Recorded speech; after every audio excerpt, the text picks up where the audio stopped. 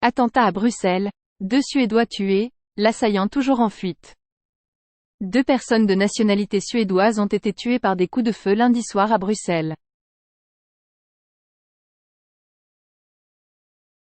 Le parquet fédéral, chargé du terrorisme, s'est saisi de l'enquête. Les contrôles vont être renforcés à la frontière entre la Belgique et la France, a annoncé Gérald Darmanin. Une fusillade a fait 2 morts ce lundi soir à Bruxelles en Belgique. Le suspect est en fuite et est activement recherché. 2 ressortissants suédois ont été tués. L'attaque a eu lieu peu avant le début d'un match de football entre la Belgique et la Suède. Un message vidéo de revendication a été posé sur les réseaux sociaux par un homme, se présentant comme l'assaillant et se disant inspiré par l'État islamique. La France a annoncé le renforcement des contrôles à la frontière. Le parquet fédéral, chargé du terrorisme, est saisi de l'enquête, a indiqué un porte-parole en milieu de soirée.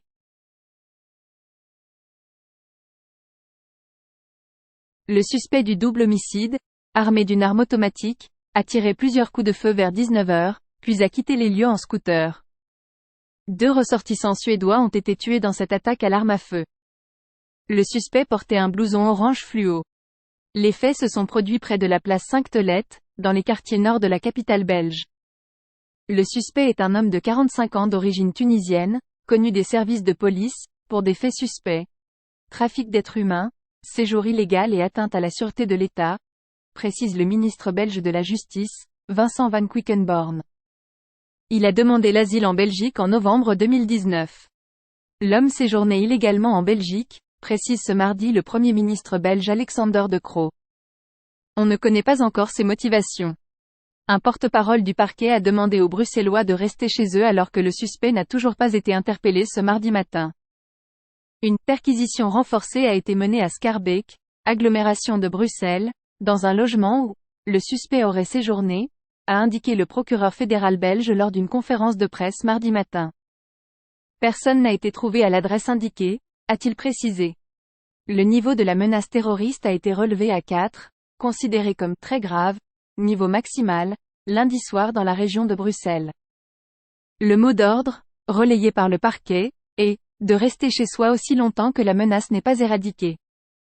Un conseil national de sécurité est prévu ce mardi à 15 h. Une attaque revendiquée sur les réseaux sociaux.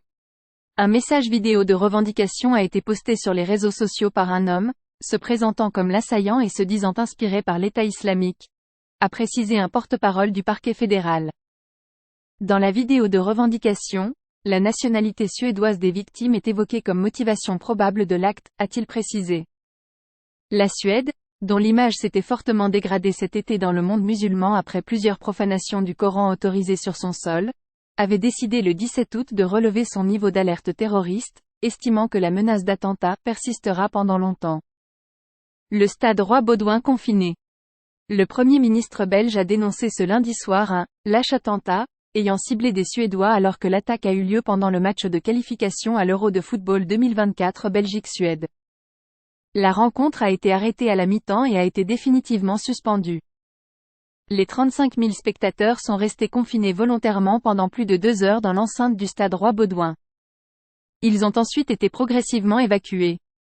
Les supporters suédois ont été conduits sous escorte à l'aéroport pour regagner leur pays.